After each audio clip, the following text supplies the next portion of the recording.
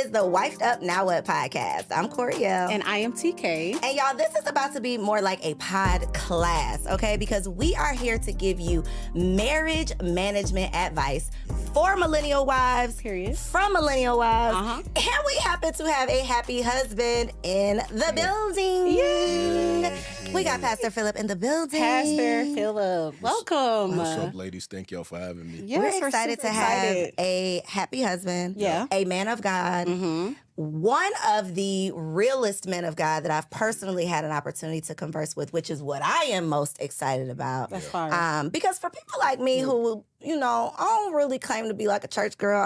I'm real honest about the fact that I don't know any Bible verses. We talked about that, right? We talked about it. Yeah. But I love God, and I do have a relationship. And I think that there are a lot of people out there who love God, have a relationship, but they don't necessarily fit into the boxes, but they have beliefs. And so if that's you, y'all are in for a treat because we're going to have a really, I don't want to say deep. It's not going to be heavy. It's going to be a good conversation. It might be. A little deep and heavy? Mm-hmm. Okay. It's going to be deep and heavy, Pastor Philip? Let's keep it real. It's going to be real. It Okay. can be all of it. Let's keep So it we all the way start the 100. show with some reactions, okay? Yep. So I'm gonna play some clips because y'all know these podcasts, right? Here we are on the podcasting, podcast. I Here we know. are on the podcast talking about these podcasts. But there are a lot of just controversial conversations having on podcasts. And although the conversations are out there and they might be being had in a controversial way, a lot of the content are actually things that we should be talking about. Yes. So let's get into this first clip, and I cannot wait to hear what this man of God thinks. Our bodies is still, I told a girl the other day, our bodies don't even tell us to love y'all, it tells us to fuck y'all.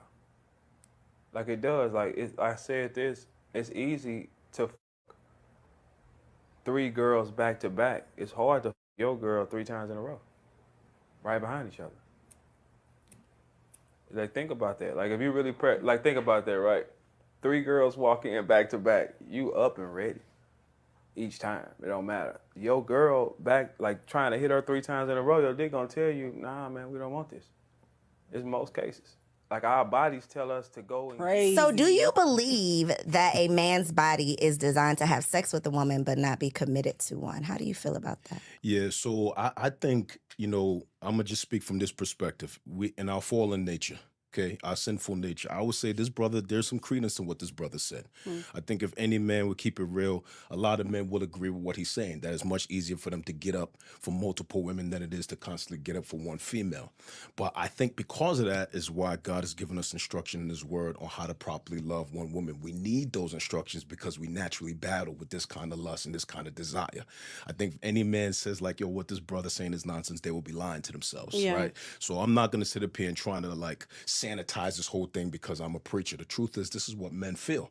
They don't talk about it, right? So I think because of that, we have to have an authority outside of ourselves, like God, like wise counsel, to teach us. Although you may have these feelings, although you may agree with these sentiments, there's still a way to love one woman, have sex with one woman, be faithful to one woman. But most men feel that way, and that brother right there, I think he has some valid points. Woo, have some valid points. Okay.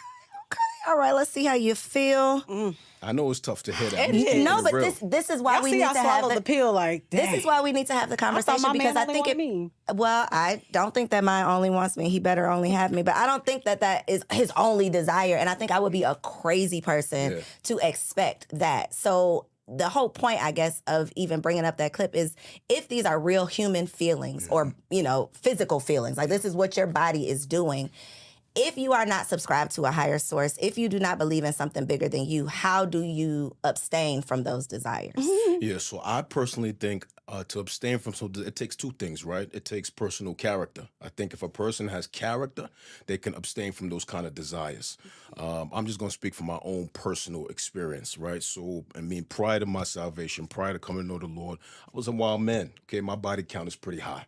Okay, I'm gonna keep it 100. It might be in the hundreds, to tell you the truth, before I was saved. No, hundreds. Yes, with a plural, right? So I think is if you don't have personal character, if you don't have personal values, it's hard to abstain because I think the natural man has those desires. So I think it's gonna take character to abstain. It's gonna take certain values to abstain. I think the best absence for me has been what God has taught me and how to abstain. But men have those desires. Like for example, in the Old Testament, you see a lot of kings, a lot of men had multiple wives. Let's keep it real. Solomon had 700 300 wives and 300 concubines. I mean, this man was getting it off. For real, for real. It's not till we get into like the New Testament era where there's more constraint on that kind of behavior, where now we're called to really love one woman, be monogamous with one woman. But the desire is there for most men. We're fallen creatures. If any man say that desire is not there, they're probably lying to themselves. So it takes discipline, okay? It takes discipline, but those desires are there. If those desires was not there, pornography would not be it wouldn't be a multi-billion-dollar industry. Exactly. Now, I'm not saying that's like women are involved in pornography too. Let's keep it real, right? But it's mostly men driving that industry. It would not be a multi-billion-dollar industry if those desires was not there. Okay. I was going to say, he said some words, monogamy and the polygamy and all of that. I was ready Trigger to- words, were you triggered? No, I wasn't. Well, I mean, I just had like 6 questions back to back. I think people, well, you brought up who was it, Solomon, who had 700? 700 wives, 300 That's crazy to have that concubines. much sex, first of all. That's a lot of sex for That one is a dude. lot. That's 1,000 women he that banging. thing probably broke. But Yeah. I think that's what people are looking at. Like, okay, well, that's what they did, and God approved of that. Why is that now all of a sudden a thing of monogamy? I think God approved of that for a season, right? I think God approved that for a season. I think for multiple reasons. I think first in the beginning, just to populate the earth. I think for a while, God understood that. Think about in the days of Solomon, men was not indwelt with the Holy Spirit. So you're talking about men who are not indwelt with the Holy Spirit. They don't have that inner guidance. So I think God allows certain things for a season. But I think once Christ came, the Holy Spirit was poured out. We have God living on the inside of us. The standard was raised now. Be faithful to this one woman. I mean, the first marriage was one woman. God allowed polygamy for a season. He outlawed that after Christ came. And now we have to honor what he's given us. Period. Yep. Okay, speaking of honor, Yep. perfect segue. Perfect segue into this next clip. Okay. I don't respect men. Did you have a father that you respected? I didn't disrespect my father. He wasn't around. Okay, so that's the thing. So stop it there, right? You didn't even have the prime example of what you needed to carry your love for men in your later ages. Your father wasn't there to instill certain traits in you so you will accept a man's love. God's love comes through the father. So since you don't really know how to experience and digest a father's love, that means that you don't really know how to experience and take God's love, because that's where the love trickles down from, right? So, do you feel that the disconnect between men and women Yeah. could be based on the lack of fathers in the Absolutely, home? to some degree. I think fathers play an intricate role in the formation of their children. I think to say they don't is to be in denial. I think for this reason, this is why the enemy works overtime to remove fathers from homes, to remove them out of their lives of the sons and daughters. I think that there is something that a father provides for their children that is absolutely necessary for their mental health, their emotional health, their well-being. And I think in the absence of fathers, there is a certain level of handicap to some degree that a lot of us are raised with. And I think, but this does not say that a person who was not raised with their father cannot be a healthy, functioning human being. But I think to deny the impact of a father's role in a child would be to deny what God has created. I think a father's role is important. And I do think there are a lot of us in our adult life, both males and females, who struggle with certain insecurities, certain inabilities to accept love, certain inabilities to feel affirmed because a father did not say, I love you, I'm proud of you. Your father did not affirm you. So I think there is some damage that is passed along to some of us when we have not been properly fathered. That's why I think the conversation around, it's like if you mention that ideally we raise children in 2-parent homes, there's always the group in the comments that's like, well, I was raised by a single. There's always that conversation when I think anybody with the brain can say what is ideal Yes. is the best of both worlds, right? Facts. Because I know I be about to send my sons out with some dirty socks. Well, they don't be dirty, but they be having a little box. And my husband is like, no, Yeah. you're not doing that. And I just be like, this is why you need 2 parents. Yeah. There has to be a balance. I don't know everything. Everything that I decide to do, everything that I feel is the best is not going to be the best. Yeah. So to have a sounding board to say, no, I think it would be better to do this. There are so many instances just throughout the day that it's like, no, you definitely need the balance of 2 people versus the one. Now, can it be done? Absolutely. But if we're talking about being proactive and preparing, then that's obviously ideal.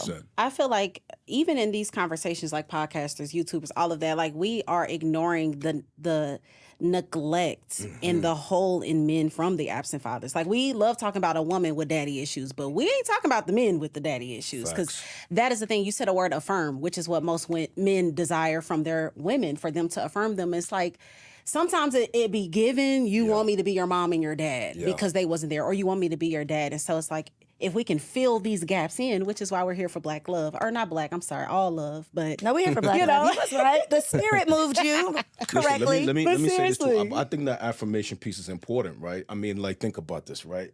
When Jesus, before he started his public ministry, I mean, he's a grown man. He's 30 years old, right? Before he does anything, before he does any miracles, before he preaches his first public sermon, he's baptized, and then the Father speaks from heaven, "This is my beloved Son, in whom I'm well pleased." So God thought it important to affirm his Son before he did anything. If it was important for the Father to affirm the Son, then we got to take seriously the fact that affirmation is important. Okay, I know what it is to be seeking affirmation from men, because some of that was lacking growing up. I had a great father. I had a great father, but we didn't communicate as much. We didn't talk as much. So they're hearing things like, "I love you," or "I'm proud of you." I didn't grow up hearing those things. So now you go seeking that in other men. You go seeking that in mentors and coaches and whatever the case may be. So I think the affirmation of a father, the deposit of a father, like you were saying, Corey, two parents, I think there's something two parents bring to a table that helps the health of a child that sometimes is lacking in a single parent home. Not to say a single parent can't raise a good child, but I think there is a deposit that is necessary from both parents to help us be as healthy as possible. Love that. So we're moving into the main topic. Let's do it. This is a topic that I think everybody is upset about in these streets. They do not like the word submission. Curse word. It is literally a curse word to these girls in the street. So I want to ask you, why do you think submission is a curse word to this current culture? And just the thought of surrounding a traditional woman, a woman that's at home, submissive, all the things. I think culture has done submission a bad number, right? I think when women in culture hear submission, they think slave, they think you have no rights, they think you have no voice, you have no value, they think doormat, right? But biblically speaking, when I hear submission, I think safety. I hear protection. I hear guidance, right? And I will go so far as to say you really don't need submission when you have agreement, right? Submission is only necessary when you don't have agreement. So like we know what the scripture says, wives submit to your husbands. But then it tells husbands, love your wife as Christ loves the church. So if a husband is loving his wife the way he's supposed to, right, it will be easier for her to submit to him as the head of the home. But think about this, right? There's one steering wheel in a car, one. Right? If both people grab that steering wheel, you're both trying to drive, you're going to get into a crash, right? But as long as the car is flowing, there's no need for two hands to be on that steering wheel. So like, watch, my wife never has to submit to me unless we disagree. As long as we're in agreement, we're flowing, right? If we're in agreement about how we're managing our budget, we're flowing. How we're dealing with our kids, we're flowing. Where they're going to go to school. The only time submission is really necessary is when the husband and wife disagree. Now, when we have a disagreement, if we go according to the scriptures, the man, the head of the home, he makes a decision. The wife then submits. But that is only necessary when y'all disagree. But you don't need submission as long as you're in agreement. That's why I think agreement is even more powerful than submission. And I think what's even more important than agreement and submission is choosing the right partner. 100%. Because y'all ladies out there, look at me right here, look right here.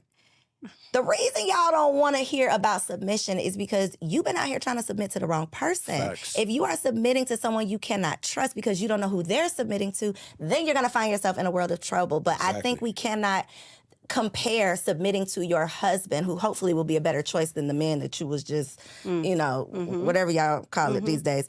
Hopefully that choice is a better choice, and then you won't have to question who you're submitting to. But I think we are just comparing it to the laundry list of men who were boys, and we're like, well, I'm not submitting to anybody. Well, no, you should not be submitting yourself to those bad choices. Yeah, it goes back to what you said last time about submission. You were saying, I think the question was, will we wake up and cook for our man at 3 a.m.? And it's like, most women with a terrible man will be like, like, hell no, of course not. And this, it's like, well, no, if he's a good man, he's a man of God. He's done something to deserve this at 2 a.m. He been out working or something. You're gonna get this turkey meal tonight. And so we gotta continue in this lane of submission, because I happen to read in the Bible, and it says to submit to one another. Yes. Out of reverence for God. So 100%. you know the men love telling us to submit. Y'all supposed to be submitting to us too? I think so. I think a couple is wise when you learn to submit in the areas where you are the most weakest. Like, so there are areas where my wife is submitted to me, and there's areas where I'm submitted to her. So I'll give you an example, right? When it comes to the spiritual climate of our home, my wife is submitted. When it comes to our finances, I am submitted. My wife is a better steward than I am. She knows how to handle a budget. Side note, a budget don't mean broke. A budget is just having every dollar. You have an assignment. You go to investments, you pay the bills, you take care of the car, you take care of my hair, you get the mani and petty. So a budget is just telling every dollar where to go. Because my wife is a better steward than I am, I'm submitted to her when it comes to the budget. I'm not going to try to flex on her in that area. You understand what I'm saying? And so I think there needs to be mutual submission. And I think you have to be wise about the areas where you're weak, where your spouse might be smarter than you or wiser than you. If they're smarter or wiser than you and you're not so insecure, you could submit as a man to your wife in a particular area, especially if she's a better leader than you in that area. Jeez. It's only prideful men refuse to do that, and then you cause unnecessary tension in your home, damage in your home that could be avoided if your pride and your ego wasn't so big. That makes sense what I'm saying? Absolutely. Yeah. For sure makes sense. I was gonna say that's the two hands on the steering wheel. That was the best example. That was it. The show was crashing. over after that. Yes. And so I want to talk about infidelity. Let's talk about it. It is a big topic in these streets as well, because I don't know. I've been kind of saddened that women are almost expecting men to cheat immediately. Women are literally the whole high value man. He got money. He is of any status. Prepared for the side chicks. Prepare for it. And so for the women that are expecting this, do you think that there is any coming back after infidelity and being healthy? And just a side note as well, this is my non-negotiable. This is her non-negotiable. Her marriage deal breaker. It's a marriage deal breaker for me. It's something me and my husband sat down and talked about from jump, because of my perspective, women after infidelity, I don't want the problems. I don't want the paranoia. I don't want the insecurity. I don't want you going to Walmart and I'm in the trunk, because where are we going? I'm definitely in the trunk. Like, I'm definitely looking at the maps. And it's like, why do that? And so, I don't know. I want to ask you, do you think that you can actually be healthy after infidelity? So first, I want to affirm how you feel, right? I think if that's your non-negotiable, you have every right to feel that way, and you got a biblical right to feel that way. Period. The scripture gives us a complete out for infidelity, and you could walk away from a man or a woman after infidelity, and God is not going to be mad at you for doing that. So I think, let me just first affirm how you feel. I think if that's your non-negotiable, I think you have every right. But I do think there is hope after infidelity based on the individuals involved, okay? I think if there is sincere remorse and repentance, if there is contrition, I think two people can survive infidelity. And I will go so far as to say not only can they survive, they can actually have a stronger marriage on the backside. Now, we got to keep it real. After something like that, we got to think about things that are lost. Trust is lost. Confidence is lost. There's some tangible things and intangible things that are lost. Home could be lost, family could be lost, whatever the case may be. But I think that those things have to be rebuilt. Consistency over time rebuilds trust, right? And so I think they can be rebuilt. I think a marriage can be rebuilt and even be stronger on the backside, but it's only based on the maturity of the people involved and whether or not they are submitted to do the work to rebuild that marriage. I know plenty of couples that have survived that and their marriage is strong on the backside. But I know couples who have not survived that because the parties could not go through something like that. So I think it's like, I don't want to say to each his own. It's based on the individuals, the maturity, the non-negotiables, and whether or not they're ready to do the work to repair what was lost. So do you do like counseling? Like I did counseling for like 7 years. First 7 years of our organization is 11 years old. So for the first 7 years, I did all the counseling. I stopped doing counseling. So I don't do any counseling now because I want to be free when I'm speaking on the pulpit, right? Gotcha. So you know how this go down is like, let's say you counseling somebody, all they dirt come out in a session, and then I happen to be preaching about something that had nothing to do with you, and then I'm talking about stuff, and then it's like I'm airing out your laundry across the pulpit. You're sitting there listening to me, and you hurt. So because I want to be free from that, I don't counsel anymore. I want to be able to speak on the pulpit and not feel like I'm airing somebody's laundry, especially if I have some some harsh feelings towards someone coming out of counseling and something slip out of my mouth in the middle of a message. Like, I don't want to hurt people like that. And I'm gonna be real, right? I've done that. Right, let's keep it real. I'm not like, there's no perfect pastor. So I've hurt people from the pulpit. So I stopped counseling altogether. We got elders, associate pastors, spiritual care team that do all of that. When I'm speaking, I don't want to be handcuffed to nobody in the audience. So I want to be free. But you've talked to countless couples, I'm sure. Of course, I've counseled hundreds of So, couples. so based on those hundreds, is infidelity more of a deal breaker on the man's part or the woman's part? Woman, 100%. Woman. I think for the people I've counseled, Meaning the woman will leave, or woman will leave. Yes, I think. No, you know what? Let me reverse. the opposite, right? No, The no, man, no. Let me reverse. It's a bigger deal breaker for the man. if your woman it's hard, cheats. listen, it's hard for a man to accept the fact somebody ran up in your queen. Like, that's Absolutely. tough for a dude to get over with. You know what I'm saying? Like, somebody tapped that besides you. Another penis was in there besides you. It's hard for brothers to get over that. I think women are a little bit more gracious. They might even look. Some women put up 1, twice, 3 times. Right. Yeah. So, for example, right, I know a sister. We're not gonna call her name on the podcast. She's popular in Atlanta, right? She's popular in the city. A little infidelity in her marriage, right? 4. Okay, this dude had 4 women, I think, 4 or 5 women. I don't know what it was, from what I've been told. She said, right, look, if he would have just tapped one chick, listen, he got drunk one night, went to the club, tapped one chick, I could probably get over that.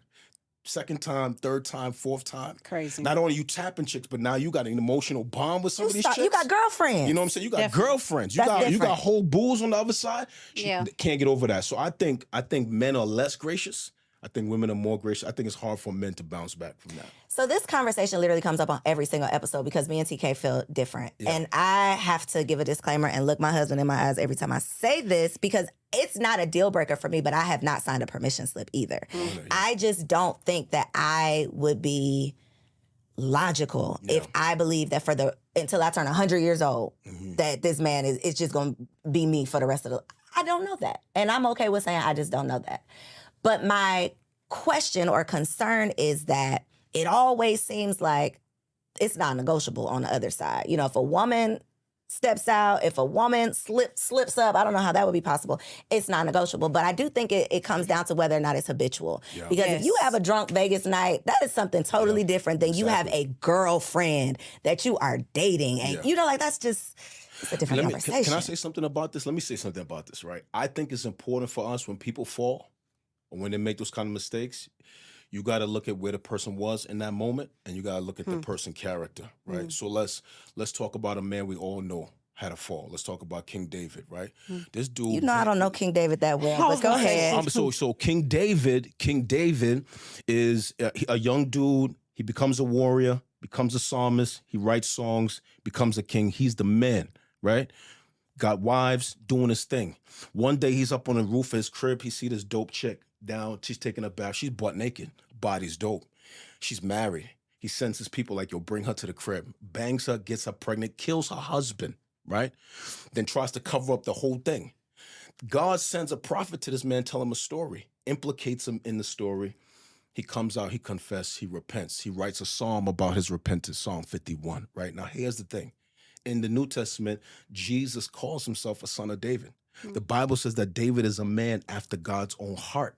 So although David commits adultery and kills a dude, God calls him a man after my own heart. This is very important because when people make mistakes, we can't just look at the mistake solely. I believe you got to look at the character of the person and the heart of the person. Where were they when that happened?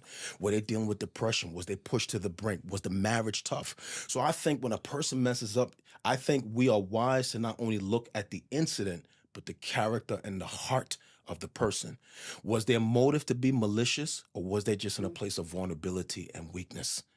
You understand what I'm saying? And so David bounced back from that. God calls him a man after my own heart. Now, somebody may not be able to bounce back from that, but what I'm saying is I've counseled enough drama to know that when people make mistakes, you have to look at the character and the motive of the person. I just don't believe you throw people away because they make a mistake. Do you think that you could look at the character of your wife if she made a mistake? I would have to. because I think that my wife has been patient with me and has forgiven me for so much. I put my wife through a lot. First 5 years of our marriage was terrible. We threatened each other with divorce. I was not a good dude. I was very selfish. So I think if my wife made that mistake, obviously I would be devastated. You know, I'm not even sure if I'm sitting here what it would take for me to get over something like that. But I feel like for all that she has forgiven me, I would have to give her another chance. I would be unfair to not give her another chance. That's a level of grace that I don't have. Because there's so many steps before you actually, and this might be an immature response. I haven't lived a lot of life. I'm not even 30 yet. But I gotta say that every week. Because I feel like maybe that's what's immature about. Like, because I feel like there's so many steps before the penis is inside of a vagina. Unless you're smashing prostitutes. Like, there has to be a build of some type of emotional something. I know you were saying Vegas Wild Night. So maybe that is different. But then it's like, who were you around? And why were you around some dudes that even let you move that way as a, in my case, man of God? I understand what you're saying, especially if like a dude develops an emotional attraction for a woman and then bangs. It's like, I think that's harder to get over. Definitely. But like a Vegas night, this lady. You know what I'm saying? Like a Vegas night, he had some Patron. The marriage was rough before he got there. We was arguing before you went. Before we got there. He feels hurt, or she emasculated him before we got there. And now he's vulnerable. He's drunk. He's feeling that Patron. Somebody sits down next to him at the bar having a conversation. She speaks to him in a way the wife don't talk to him. He feels weak. They go for a walk. They on the beach banging. He gets up with regret the next day. Now I'm creating a real hypothetical, right? That part, the lady is saying something that this wife hasn't said in years. That leads to more cheating. Definitely. 100%. That part. You know what I'm saying? So I think there's two types of infidelity. There is infidelity that is preceded by an emotional attraction, a mental attraction. I think that's difficult to get over. Yes. But there is another type of infidelity that is momentary. It is like I was vulnerable, I was weak, I was drunk, I was high, whatever the case may be. I was not in my right mind. My loins trapped my logic, and I messed up that Don't night. try to use that line, fellas. My loins trapped my logic. Yes, this is not the setup for y'all. Give your boy credit, right? You know, Don't get him no my lines. loins trapped my Don't get him no lines, you know what I mean? Pastor Phillip. Bars. TK got bars. I'm learning this from TK. TK got bars. Y'all do not write that down, please. It was my loins. No, sir. My Get loins out. trapped my logic. Get out of here. We're trying to have bars like TK. Yeah, that's funny. But that makes sense what I'm saying? No, it makes a lot of sense. And that's such a mature answer. But I still think it's a lot of Hold steps. on, but let me say something to you. You think you don't have that grace, but you never know what's in you in that circumstance. That is why my answer is what it is, because I don't want to be the fool sitting up here. I didn't say all this stuff, and then life happens. You never know what's in you. Life happens. So it just you'll will be make my amazed. You'll stomach be turn. amazed at how a circumstance pulls grace out of you. You didn't even know what's there. For sure. Yeah. I definitely agree with that. It's just, I'm crazy, y'all. I will go to jail.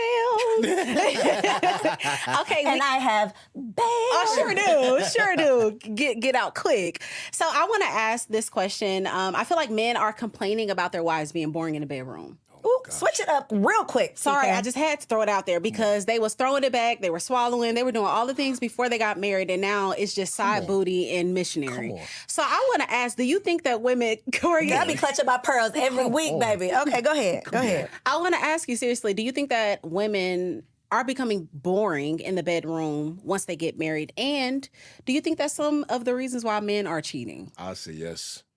I think I've seen, this is anecdotal data, right?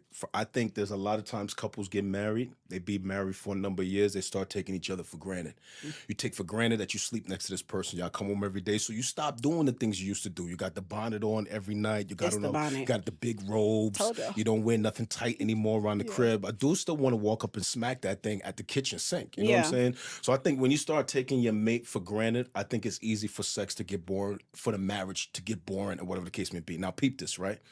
I think what it took to get her, sometimes you got to keep that moving to keep her, and vice versa, right? So like when Paul, check this out, when the Apostle Paul, a dude named Paul, wrote to a church in Corinth, ancient Corinth, he said something very important to all of them because they were crazy, right? He's like, he said, the wife's body belongs to the husband's body belongs to the wife, and y'all need to fulfill your marital duties. So whatever you got to do to keep it spicy, you got to keep it spicy. I mean, if I got to be praying in tongues to go in the room and have sex with my wife, I'm going to be in trouble.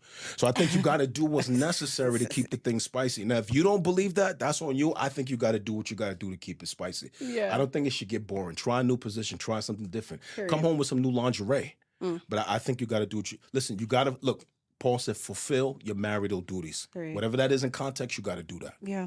Speaking of marital duties, do you think that it is healthy to have an expectation of gender roles in marriage? Gender roles in marriage.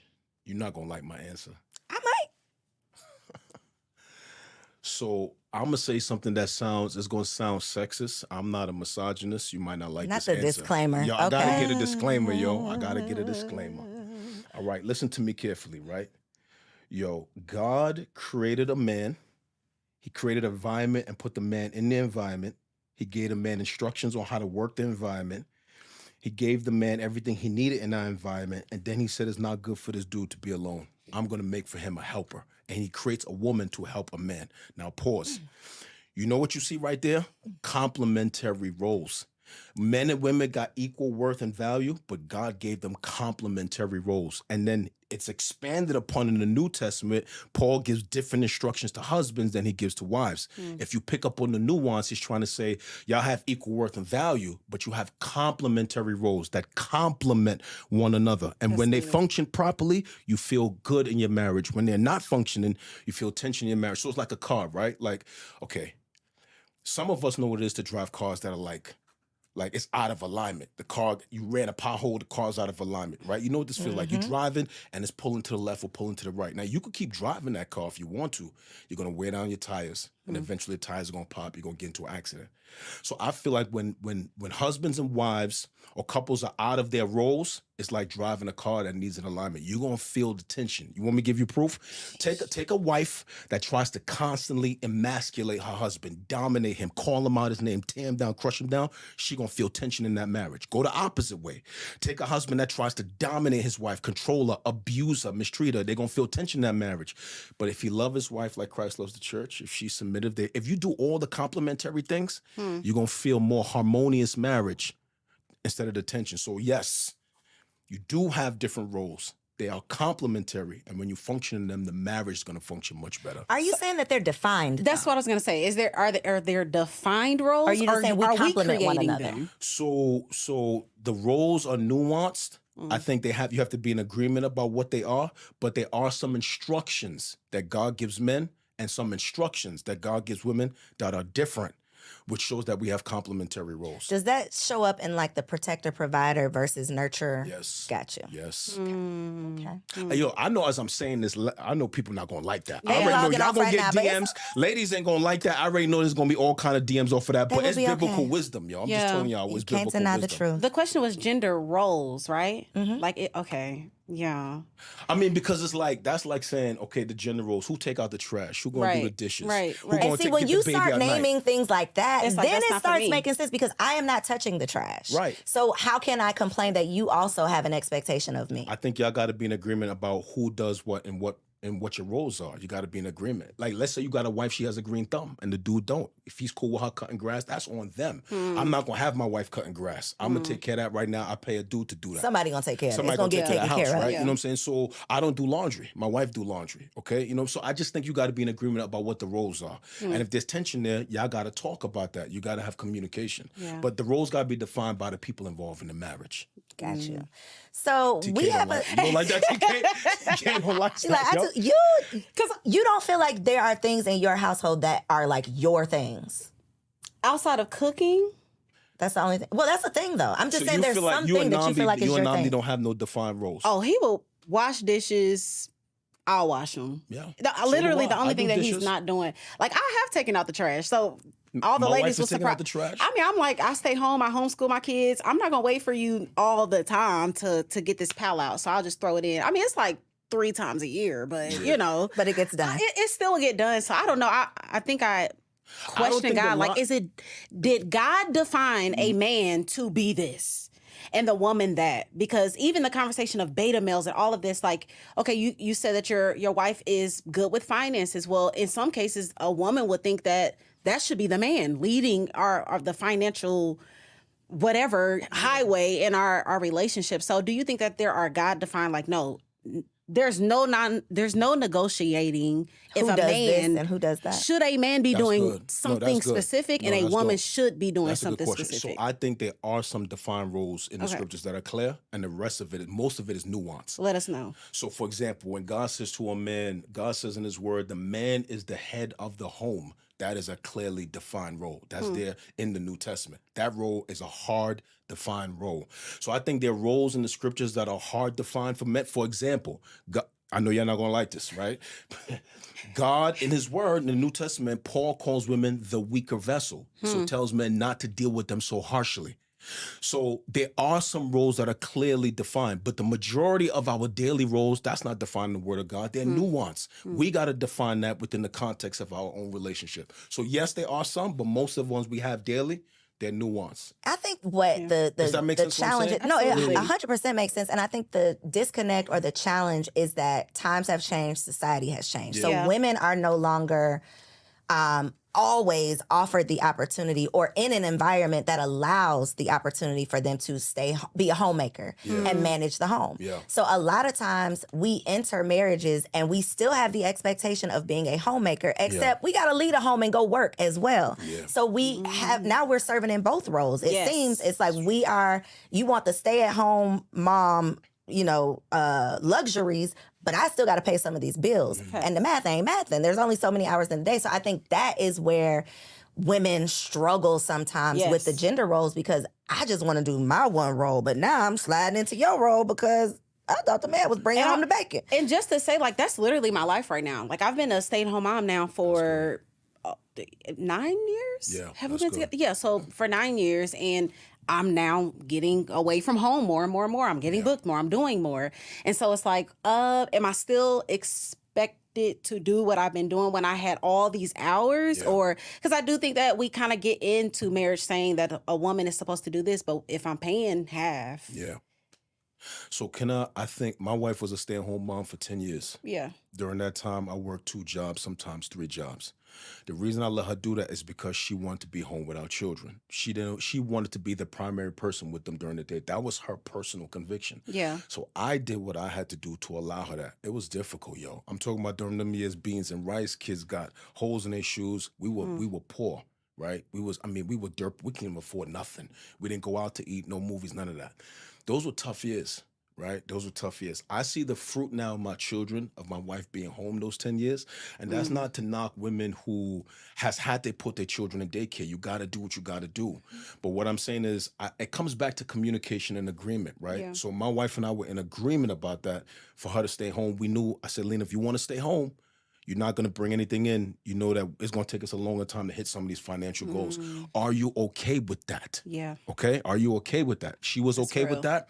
I allowed her to stay home. Now, if somebody's not okay with that, Yeah. you got financial goals, then if y'all in agreement about both of y'all working, then y'all have to do that.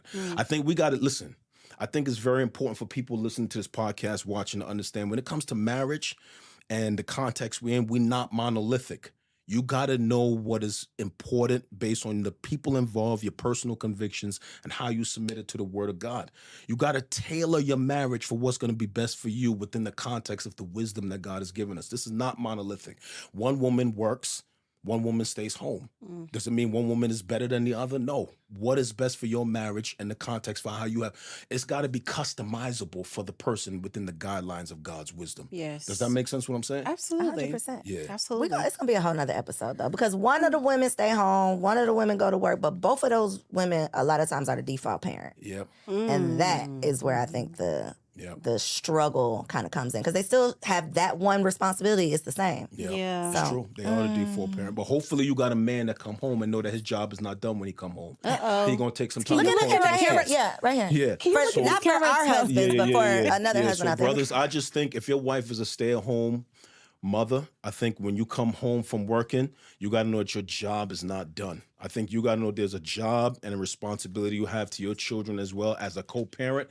Your job is not done till your children has gone to bed. So when you come home, you got to separate some time, put aside some time to pour into your kids because they still need a deposit from you the same way they need a deposit from your wife. In That part. Jesus' name, Thank amen. you for that little special Yes. word Them of dudes wisdom. not going to like that, but They it's ain't, but true. they Oh, are. yes, I almost right. made you say it twice. So Yeah. it is game time. Game time. Let's Yes, do it. I gotta pass Where it. my Yes. sign at? Oh, word. So this is how a we do game. this? So you're going to be talking to, look, your nieces, your little little sis out there. sisters, all of that, who have some scenarios and some situations, and all I'm going to share them with you, and you're going to tell them to run or have fun. Got So it. So get these are away. women who want to be wives. Yes. Okay, Women they're who looking for committed relationships. So the first one is, this girl really is vibing this dude, right?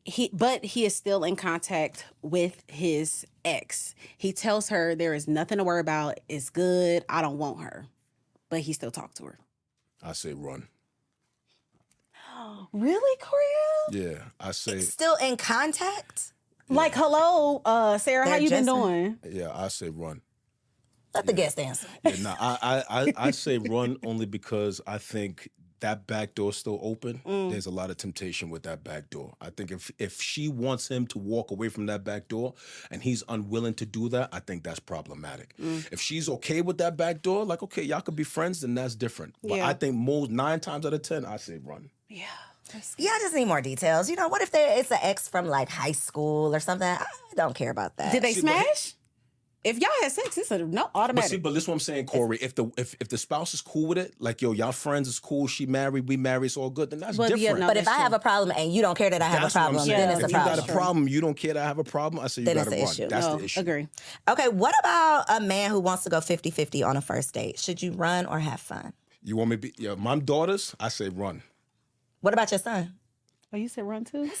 For my son, run. Nah, he need to pick up that bill. Okay. And for my daughters, she need to pick up that bill.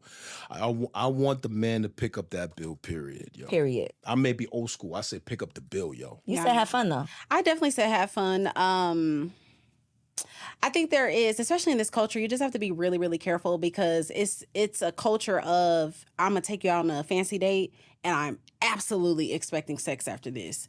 So you're not gonna pay for me. You're just not. Let me go ahead and let you know that this is because I view dating as interviewing. Yeah. This is not what y'all think this culture is, and so I feel like there's a pressure also. that. A lot Expectation? of a lot of women are feeling that pressure of like, oh my God, I'm at this 5-star restaurant. This man pulled up in a limousine. This nigga done bought me a bag. Like, okay, let me go ahead and give you some. And like literally get pressured into doing that. So I feel like a safeguard is like, I got it because I'm interviewing you just like you're interviewing me. Yeah, That's a great perspective. that's a good perspective. For sure. But I'm not having sex with you if I don't want to have sex with you. Some women are. There's like so much between like the restaurant Yeah, and the the car, house. yeah. You know, like I'm not feeling pressure. I don't care what you done did. Yeah, I ain't that's fair. obligated to give you anything. Right. So I don't feel pressure in that way. And I think a lot of times having conversation before you get to the date will reveal a lot of that. Yeah. Because you know men who are mentioning sex, you're trying to talk freaky and you don't even know Me. my last name Nothing. and you're trying to mention sex. So I think you can get those vibes. And I'm not going on a date with you because I don't want a free dinner. Yeah, it's so many like I now. think you make a good point though, TK. But I think a lot of that falls on the character of the dude you went on a date with. That it's like, did you interview him before the date? Did y'all talk at all? But you said something very important. I think y'all can't let that slide. Y'all probably got to do a whole podcast about that. I think I see dating the way you do. It's like Interviewing. interviewing. I think dating is the process of determining if somebody's a good life partner. Yeah. You got to have some kind of destination. Yeah. If there's no destination, there's no assessment, then what are we really doing? Oh, we've been Yeah. dating for 20 years. With no intention. With no ring. Yeah. Like, yo, you crazy. That's real wild. Crazy. I feel like I'm just different in that aspect, period. Because I also believe in women paying for, like, even women approaching men. Like, a lot of women have even the concept of, like, he's gonna come to my doorstep. Girl, you better get in these streets, get to the events, and go up to him and say, "Hey, would you like to Advertising, go though. have some Advertising, some not coffee?" selling. Yeah, ain't nothing wrong Yes. with that. Yeah. So I don't know. I'm Nah, ain't because nothing wrong I with think that. I think my husband would say that I. Who hollered at who? Did Namdi holler at you or you hollered at him? Ask Namdi that question. And since he's not here, let me represent him, okay? Because TK definitely hollered at him. I according to him. definitely position myself To be hollered at? Advertising. to let advertising to let it be known, like, yeah, I'm interested. I'm interested. It's a thing, and I was Man, I was the nigga in the relationship. I'm balling out. Here's some new shirts. Ruth Here's did some that. shoes. I mean, she was under that dude blanket. Yeah. Like, yo, I'm here. Oh, for sure. Come on, For right? sure Ruth slipped in was. under the You see blanket. his Like, yo, style? throw this joint over me, right? Like, she slipped it right under the sheets. She like, yo, I'm did. here. Yeah, So yeah. it's So all right. that's me though. That's all right. I'm That's a not- whole nother episode. That's all right. It really is, That's a whole because nother I think that's what's keeping a lot of women singles. Like, y'all be afraid to talk to men, and y'all be afraid to like slide in DMs. I slid in my man's DM. I got his number. Oh, you were Come on. serious.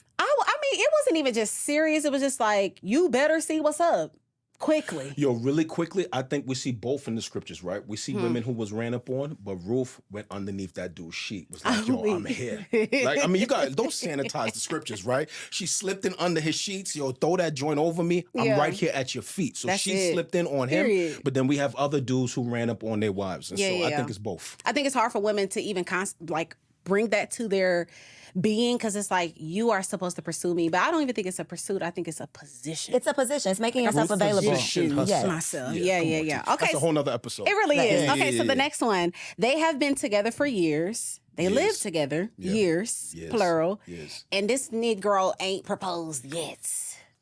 That's a no-brainer. Get out Yeah, I of think there. we're definitely all in that's agreement right. on Yeah, that you for gotta sure. Get out of there. Yeah. I feel like you are enabling him, and that you are not giving him no incentive to put a ring on that. I think you got to get out of there. I wouldn't want my daughter in that circumstance. Facts. Well, Same here. is there a reasonable timeline? Like if your daughter was asking you. If my daughter was dating a dude, I think anything beyond 2 years, 3 years, I think for me is problematic. I think if you've been dating for 7, 8 years, like he has no intentions of taking this any. You enabling him at this point. Yeah. What are we doing here? And what's what the are we point doing? of marrying? Yeah, what are we doing? Y'all getting everything. Yeah, what are we doing? Okay, last one. Last one? Man, I've been enjoying this. Oh, yay. We're not done yet. Don't worry, we're not done This yet. is a big one. This is a big This is one. actually from the girls. Oh, this is for the girls. Go ahead. Okay. Because I asked my followers what they want me to ask you. And so a lot of women in these streets are feeling like they're way more spiritually mature than their men. So they're getting a little scared about that. And they're wondering if they should continue in this relationship with a man that might be a little baby in his beliefs. And you know. I say have fun. Really? Yeah. The only reason I say that, I think from anecdotal data, I think women are just more mature than men. Spiritually, men are naturally carnal. Okay, if they say otherwise, they're lying. Okay, and I think you can be with a man that's spiritually mature and see him grow and encourage his growth. I think there is potential in men that way. So I would just say you can have some fun, but it's based on, do you see motion? Is he trending in the right direction? Yeah. If he's not trending in the right direction, I think you got a problem. Yeah. I'm going to say run. TK, no grace. TK ain't got no grace. Leave him right now. Leave immediately. No, again, this is all perspective and experiences. For the women that I have coached and every woman that I've really talked to, most of the time the men are, I'm talking about like, the women are teaching them about God, like leading them in the Bible, leading. And I think this is what gets back into the whole like gender roles and positions and where God designed us. Cause it's like, as you said, women are more mature. And it's like, so if we're so much more mature, we're typically better at more things. It's giving. What is it giving? What are y'all doing? But I've seen both. So you know what I do. Right? Yeah. And I've counseled people. I've seen women be with dudes who are spiritually mature, who now are leading ministries and pastoring churches. And I see women get with dudes who are spiritually mature, who are now suffering, headed for divorce. So I've seen both. Yeah. I think it's all about motion. If somebody's trending in the right direction, I think it could work. If you see they're not trending in the right direction, I think it's problematic. I'm like, how long it take? And I'm the baby. And I'm a spiritual, I'm growing and learning and evolving constantly. And thankfully, my husband, we're on the same page. We're our path, we're going in the same direction. But I don't think that would necessarily be a reason to give up on someone, considering how they are.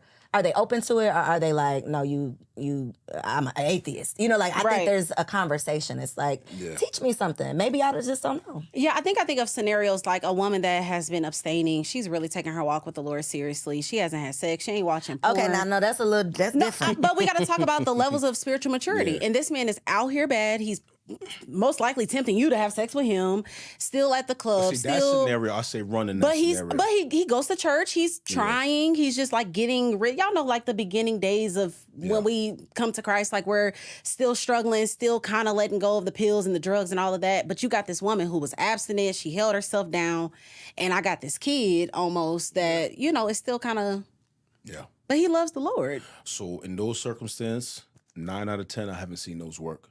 As I say, they can't work. So I think if that's the case, you might need to run. Yeah. But I think if there's motion, if he's really trying, I think you could have a little bit of fun with that. I agree. Okay, so we need details. You ready to definitely get spicy? I am. So this is TK's favorite segment. Spicy. So today I decided to go all the way in because I feel like I've been talking about emotional with the pastor, y'all. She wanted to go in with the pastor. Let's keep it I feel like I have been talking about emotional things, routines, all of the stuff, but we got to dive into actual sex talk. So today we're going to be talking about vulnerability is the key to deeper intimacy. Come on. Come on. TK You know I be rhyming, so you know what's good. TK got So bars. a few weeks ago, I quoted the prophetess Amber Rose. I know y'all probably gonna beat me up, but yes, I know she's wild. No, she's not a prophet, y'all. It's a joke.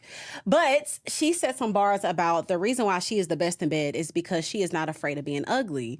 And this is something that stood out to me because I feel like most women aren't their freakiest self, aren't all of these things because they're like, what is this boob doing? What is this stomach doing? What is that doing? So we want to grow in our comfortability with our husbands.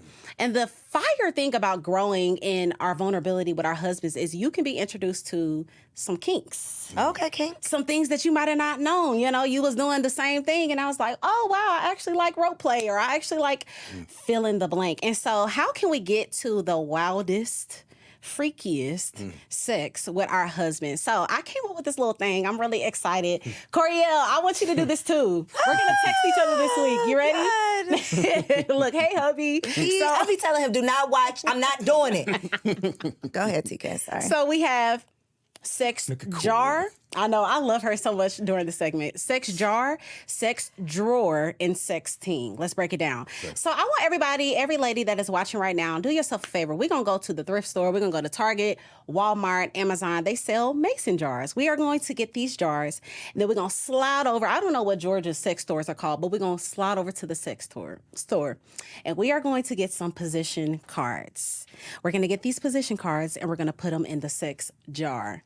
Now, here's the gag. Your husband is going to pull out the position card every other week. And he's going to choose what y'all do that is new. And the reason why I think this is so important, again, some of us are just not educated on positions. We think that there's 3, and there's like 300. So we want to get moving and vulnerable because, again, you never know the heights of intimacy that you can reach by trying new things. So we're going to get the sex jar. Then we're going to get a sex drawer. Now, if you got kids, you might want to put a lock on it because this drawer is going to involve your lingerie. This is going to involve your toys, your edible lubricants, all of the things. We just want a drawer that is dedicated to sex. Freaky, nasty sex, mask, ropes, handcuffs, all of the things. And again, throw your 12 a play in there. treasure chest. Throw your 12 play in there. Wow. Come on, we gonna put all of it in there, and we are going to let, again, your husband pull out whatever he wants. And you're going to do that, whether that's the toy, the lubricant, the mask, the rope, the handcuffs, you name it. And lastly, this is for the ladies that get a little awkward when it comes to talking that talk. You need to know how to talk the talk, and that is sexting. Getting comfortable with telling your partner exactly in detail how you enjoyed them the night before. We are breaking down in details. I love when you X, Y, and Z. I cannot wait to experience that climax with you again. So I think that one thing that women do is we get a little awkward about it. So after we get done, it's like, oh, don't talk about how I gave you head. I don't want to hear that. Girl, let that man tell you how you gave him sloppy toppy. And like, we going to go into details about that. Let me know how I could do it again. And you never know, it can happen right there on the spot because he might get turned on just by talking about it. So you want to get comfortable with talking that talk. This is subjective to all couples though. That's my wifey. Keep it spicy. Sex jar, sex drawer, and sex teen. Comment down below if you're going to do these things. It's going to change your life. Habanero. Okay. Really spicy. Last week I said do it in the mirror. You wasn't even tripping off of that. No, but this the drawer, the jar, my life. What you're setting me up for is failure. I cannot wait to hear how this goes for you. I'll text you and let you know. You will. Okay, so Pastor Philip, our last segment is called Wifey for Lifey because again, we're trying to be wifey for lifey. So advice to a young sister, just me. Give me some advice because it's me. Shoot me too. A woman in her first, first 3. Compared to me. In your first 3 years of marriage. Yes. What's your advice to a woman in her first 3 years of marriage who wants to be wifey for lifey? Yes. Yeah, I think most marriages end in the first 5 years. So I think that's the time you really got to work on your marriage. I think there's some things that are critically important for marriage to be successful, especially in the first 5 years. I think you got to work on agreement. I think you have to have strong communication, and you got to have some honesty. So I would say to a wife, a young woman watching this, how is your communication? How are you talking to your husband? Are you telling him your needs, your desires, your wants? Are you telling him where he needs to do better, where he's hurting you, offending you? I think you got to communicate. Are you trending towards agreement? Are y'all trying to find unity in some of the decisions that y'all are making? And are you doing your part to be the best wife you can be, regardless of the kind of husband that he is? If you're just reactionary, I'm going to be a good wife only if he's a good husband, I think you're headed for trouble. I think you got to make a decision within yourself that I'm going to be a good wife no matter what, because of your character. And I think that's one of the best ways to make sure you're doing good in the first couple of years of your marriage. Don't let it be reactionary. You do what's right because your character says it's right, regardless of what that other person is doing. Whew. It's tough. Deep. So, Pastor Philip, for the people here in ATL that want to come check you out, look in that camera right there and let them know how can they come sit with the realest pastor in the city? Come on. PhilipAnthonyMitchell.com, 2819church.org. We gather in the city. Come check us out. Pull up on us. I think you're going to enjoy what we're doing there. Yes. Y'all, was this bomb or was this bomb? We know it was bomb, but go ahead and leave us a 5-star review just to confirm that you got something from this conversation. Don't just keep it to yourself. Make sure you like, comment, subscribe, share this episode with a friend. And if you are listening on Apple or Spotify or wherever you listen to your favorite podcast, make sure you leave your girls a 5-star review. Yeah, do that for them. See you on the next episode. Bye, y'all. Peace.